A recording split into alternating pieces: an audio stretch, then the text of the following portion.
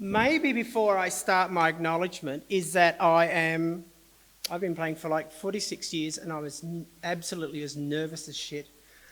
So this is the first time I have done my own music instead of music for other people in 46 years of playing music.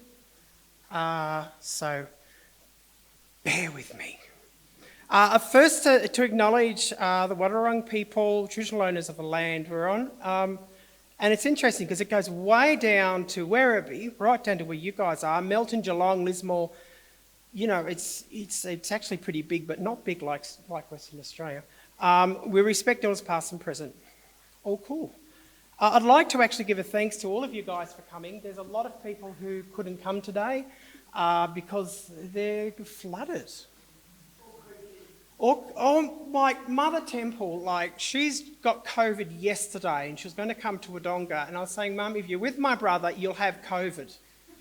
No, I won't. She got tested and Mum has COVID. So she's in bed going, which she's had her proper tablets and all the rest of it, which is a good thing. But she can't come and a lot of other people, so cool for that. I'd like to thank some people. Number one is my Chloe. If she hadn't supported me with this, it wouldn't happen. And Chloe has just been absolutely extraordinary. When this first started, we had lockdown, and at work, because I work with, these guys over here were legendary, but people with disabilities that are, including myself, and these guys are fantastic, but we went, shit, and we went straight into lockdown, and we went straight virtual on Messenger. And at the same time, I started chemo for leukemia. And it was trippy because I said, hey, I can do something else here. Don't know why I did it, but I ended up starting to write this music, which I'd started over 20 years ago. So Chloe has just been absolutely extraordinary right through it. And every time I've wanted to give up on it, Chloe just said, no, just keep on going. Oh, get yourself off the computers. You've been on there all for hours.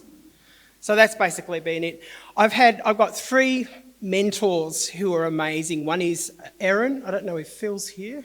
Erin's there. Phil isn't. Is that you, Phil? Where's your glasses? And Deb. And these 3 guys have been absolutely extraordinary. And yet again, they've supported me so much with this. Like Deb was, at home, some ungodly hour this morning. And I've got Sam over there. We've taken hours to set up my setup of goo.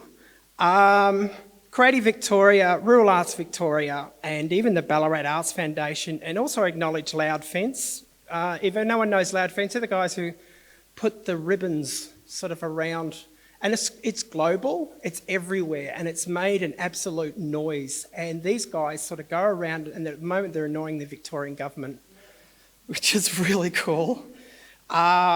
And most of all, thank you so much for everyone here for travelling, for all this thing. This is the first thing, and my plan for this is to see if I can take this to other towns and to bring along either other people in other towns, but bring along this whole idea and concept. So here's a really rough thing. I speak through music.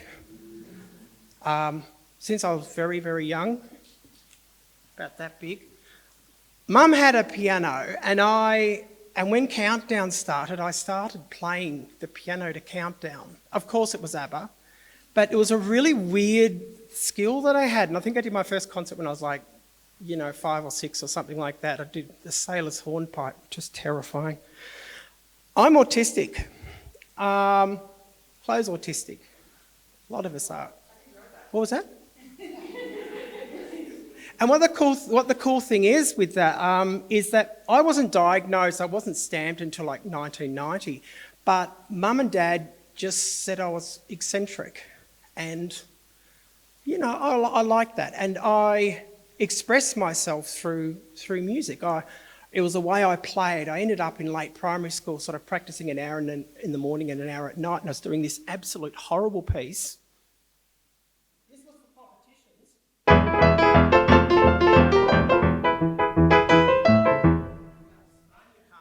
It was an No, I did that there just so when Mum watches this, I can say, Mum, I did a Spagna Carni for you. And she'll go, no! Oh, it was just practice and practice and practice. Oh, no, do it again, do the end again, do the end again, do the end again. Oh, God. And I had it on telly as a kid and all the rest. I was playing the organ on that and all the rest of it. Just there's one very simple subject, which is not really what this is about today, but that is I was sexually abused and I was raped when I was 8 years old by a monk. And he was looking after me at our house. And that's all I want to talk about with that. It's how I dealt with that. Now, I was autistic. I didn't know how to talk about it. Mum and Dad took me to a shrink because I didn't let them touch me. And the shrink said I needed to grow a tough skin. So really smart. I think Mum and Dad said it cost a packet of money, but anyway, totally useless. And I came to the police in 2014 and went through the Royal Commission, all the rest of it, went through the shrinks provided to me by the Anglican Church and all the rest of it. But the funny thing is at the end of it, I ended up homeless for the second time. See, being trans sometimes doesn't help when you're living with idiots. And I had it in Albury-Wodonga and I got Molotov there and I had to sprint to Melbourne, which was a fantastic thing because I met some of the most amazing people. And this second time I got nearly died, this is where I sort of found Chloe. I knew Chloe, but we found each other. And that's one of the most amazing things. Wrote down in my notes here, I got reborn with Chloe. And we got a bit sick of Melbourne. Chloe was there for like 30 years and I was there for like 20 years. And we're in Werribee, which means I go to Melbourne, I come home, I sleep, I go to Melbourne. And that's the whole thing of Werribee. And they go to this church. This is the people we knew went to the church, which is actually called the Werribee Plaza.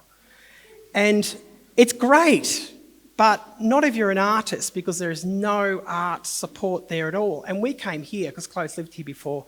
And oh my God, art. This place is just beautiful with art everywhere. And we made friends with Deb like in the first few weeks we moved here. We were just so welcomed into the queer community here. And I got work here really quickly. My boss is over here and the guys, fellow partners who I work with.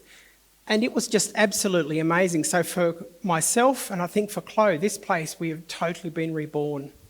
So what I'm talking about today, tell me if I'm waffling, Bubs, is victim, survivor, and I'm a rewriter. A lot of people say, I'm a victim. Yeah. Then they go to I'm a survivor. But a thing that's going around the world now is I'm a rewriter, is that bastard doesn't own me. He doesn't own my mind. He doesn't own my body. And he's dead. So it's part of reprogramming saying, you come back to me with a nightmare.